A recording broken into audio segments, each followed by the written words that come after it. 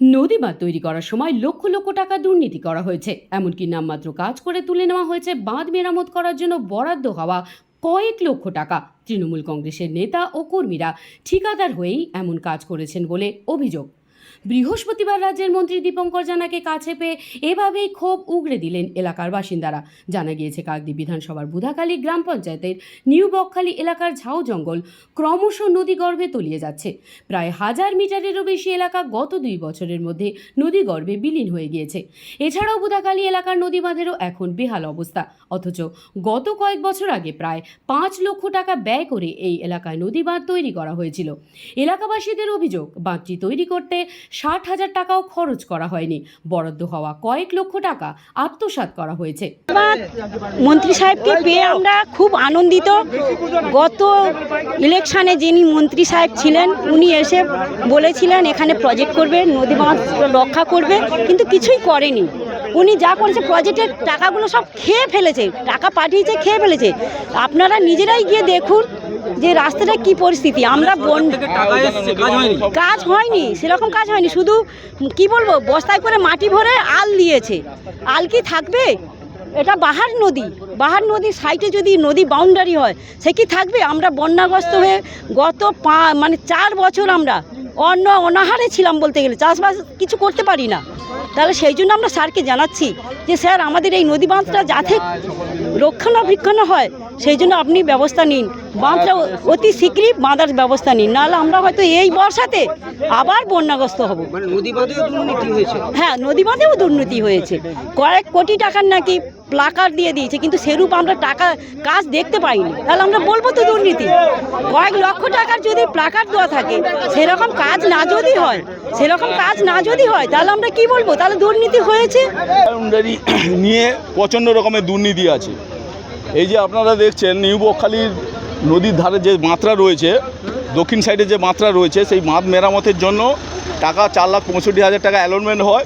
সেখানে কেবলমাত্র 65,000 টাকা কাজ হয়েছে কিনা সন্দেহ হচ্ছে। যারা জব কার্ডে কাজ করেছে তাদের হয়তো দেখা যাবে 55-56,000 টাকা বড় জোর হার্ডলি কাজ হয়েছে। বাকি যে টাকাটা সব ওরা মানে খেয়েই ফেলেছে। আর যে নদী বাউন্ডারি এই সামান্য 2-4টে খাঁচা দিয়ে বিশাল টাকার একটা অ্যামাউন্ট দেখিয়ে মোটামুটি টেন্ডার পাস করিয়ে কোনো রকম কাজ হয়নি। সেইটা বর্তমানে যা অবস্থা সেটা দেখা যাবে এই বছরই হয়তো বন্যার জল গিয়ে আবার গ্রামের ভিতরে প্রবেশ করবে। অবস্থা কি খুব খারাপ? একদম ডেঞ্জারাস অবস্থায় রয়েছে।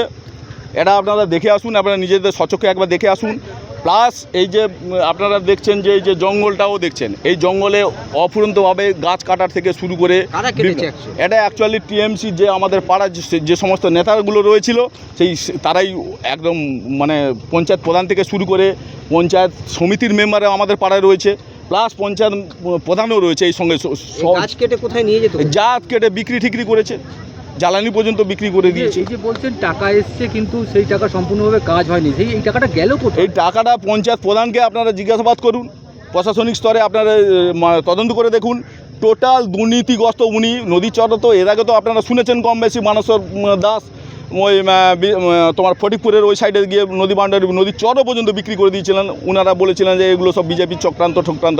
আমরা গ্রামবাসী হিসেবে দাবি করছি সার্বিক উন্নয়নের স্বার্থে এই জঙ্গল, নদী বাউন্ডারি প্লাস এখানে যে পিএইচির যে জলের যে পাইপগুলো এসেছিলো সেই পাইপগুলো আজ পর্যন্ত সেই অবস্থায় 2 বার ধরে খোঁড়াখুঁড়ি হয়েছে, সেই অবস্থায় রয়ে গেছে, জলের আর দেখা নেই। আর যিনি হচ্ছে ওই পিএইচির যে জল যিনি সরবরাহ করে থাকেন, আজকে মন্ত্রীকে পেয়ে কি জানালেন? মন্ত্রীকে আমাদের এই সমস্ত অভিযোগ যে সমস্তগুলো ছিল সেইগুলো আপাতত ওনাকে জানালাম, ওনার অবগতে যাতে আসে সব কিছুই আপনারা ওনাকে পরিষ্কারভাবে একটু জানিয়েছি। প্লাস এই নদী বাউন্ডারি এখানে বাঁধ কেটে ব্যক্তিগতভাবে ফিশারি বানিয়েছিল, এটা আপনারা স্বচক্ষে দেখতে পারেন বা আমি এখনই গিয়ে আপনাকে দেখতে পারি। মন্ত্রী দীপঙ্কর জানা বলেন, এলাকার বেহাল নদী বাঁধগুলি পরিদর্শন করলাম। এ বিষয়ে একটি রূপরেখা তৈরি করা হয়েছে, সেটি সংশ্লিষ্ট দপ্তরের হাতে তুলে দেওয়া হবে। কিভাবে এখানে স্থায়ী নদী বাঁধ নির্মাণ করা যায় সে বিষয়ে প্রশাসনিক আলোচনা করা হবে। তবে অতীতে নির্মাণ করা নদী বাঁধ নিয়ে এলাকাবাসীদের মধ্যে ক্ষোভ রয়েছে। সেই সময় কোনো দুর্নীতি হয়ে থাকলে নিশ্চিতভাবে তা তদন্ত করা হবে। ক্ষোভ বিক্ষোভ থাকবেই। বিগত দিনে যে সরকার ছিল তাদের নেতৃত্বে যেভাবে চলেছে সাধারণ মানুষ দেখেছে, সেই ক্ষোভটা উগড়ে দিতে চাইছে আমার সামনে এসে। ওনারা বলবেন আমাকে শুনতে হয়েছে। আগামী দিনে যে কাজগুলো হবে, আমি বিধায়ক হয়ে আসার পর থেকে আমাদের সমস্ত দপ্তর লাইন ডিপার্টমেন্ট যেগুলো কাকদ্বীপে আছেন সরকারিভাবে তার সঙ্গে কথা বলেছি, বসেছি, এসডিও সাহেব ছিলেন এবং ডিএমের সঙ্গে আমাদের আধিকারিকরা সব বসেছেন, আমরাও সেখানে এমএলএ বিধায়কের সব বসেছি, দক্ষিণ চব্বিশ পরগনা, কলকাতা, এবং আমরা সবাই বসে একটা সিদ্ধান্ত এসেছি ভিজিট করে পরিদর্শন করে রিপোর্ট দিয়ে সাবমিট করা। মানে কি দেখলেন নদী বাঁধের কি পরিস্থিতি? নদী ভাঙের আমাদের বলাই হয়েছে আগে থেকে যে বর্ষা আসার আগে যে নদী বাঁধগুলো ভাঙনের সম্ভাবনা আছে সেগুলো মার্কিং করে ইরিগেশন দপ্তরে জমা দেওয়া, ইরিগেশন দপ্তর ইমিডিয়েট সেটাকে সলিউশন করার দরকার। সেইভাবেই ইরিগেশন আধিকারিকরা আছেন আর ওনাদের এমপ্লয়ি স্টাফ অফিসার ইঞ্জিনিয়াররা আছেন, ওনার সঙ্গে আছেন, আমি একা নেই, আমাদের এখানে সমস্ত কর্মীরাও আছেন, গ্রামবাসীরা আছেন। অবস্থায় কি খুব নদী বাঁধের অবস্থা খুব খারাপ দেখে যেগুলো করো ইমিডিয়েট প্রয়োজন সেগুলো করতে বলেছি, ওনারা প্রসেস করে সেটা করবেন। গ্রামবাসীরা একটা কথা বলছে যে লক্ষ লক্ষ টাকা, 4-5 লক্ষ টাকা বরাদ্দ হয় কিন্তু কাজ হয় 60,000 টাকা। কি পরিমাণ দুর্নীতি, কি এটা কি তদন্ত হবে? তদন্ত সব জিনিস হবে। অলরেডি ইরিগেশন দপ্তরে বহুত কোটি টাকা আমাদের পার্টি থেকে খরচ পাওয়া গেল, যেটা গত সরকার যেভাবে ইরিগেশনের বা পিএইচি কাজ হয়ে গেছে দেখিয়ে দিয়েছি, কিন্তু আদৌ কাজ হয়নি, ঠিক সেগুলো অলরেডি আমরা তদন্তে পাঠাচ্ছি। ইতিমধ্যে লক্ষ্মী ভাণ্ডার যে দেওয়া শুরু করেছি গত দিন থেকে, আমরা অন্নপূর্ণা লক্ষ্মী ভাণ্ডার যে দেওয়া ছিল তার প্রথমে আমরা অন্নপূর্ণা যোজনা করেছি, সেটাতে তদন্ত চলছে। ইতিমধ্যে 200-র বেশি গ্রাহককে আমরা অ্যারেস্ট করেছি, কেননা তাদের বেনামি অ্যাকাউন্টে টাকা ঢুকতে। শুধু এটা করা যার নামে টাকা ঢুকছে তাকে নয়, যে করেছে তাকেও কিন্তু অ্যারেস্ট করা হবে। Kiranmoy steel furniture and bedding stores. আমাদের শোরুমে অত্যাধুনিক ডিজাইনের বিভিন্ন মডেলের বিভিন্ন কোম্পানির স্টিল আলমারি, সোফা, চেয়ার, টেবিল ও বিভিন্ন আসবাবপত্র এবং বেডিং এর সমস্ত দ্রব্য পাওয়া যায়। যোগাযোগের ঠিকানা কাকদ্বীপ, রথতলা, দক্ষিণ 24 পরগনা। Mobile number 8637565633। জয়নগরে এই প্রথম সরকার দ্বারা অনুমোদিত 100 শয্যা বিশিষ্ট নার্সিংহোম স্পন্দন মেটার্নিটি অ্যান্ড নার্সিং হোম। এখানে 24 ঘন্টা আইসিসিইউ, এনআইসিইউ, ডায়ালিসিস ও সকল প্রকার মাইক্রোসার্জারি সহ অত্যাধুনিক সিআর যুক্ত মডিউলার অপারেশন থিয়েটারে স্পাইন, ব্রেন ও অর্থোপেডিক রিপ্লেসমেন্ট সার্জারির সুব্যবস্থা আছে।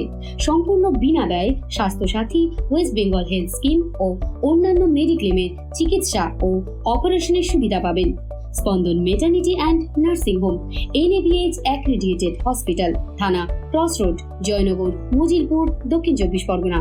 যোগাযোগ 03218228500 ও 9732607328 9647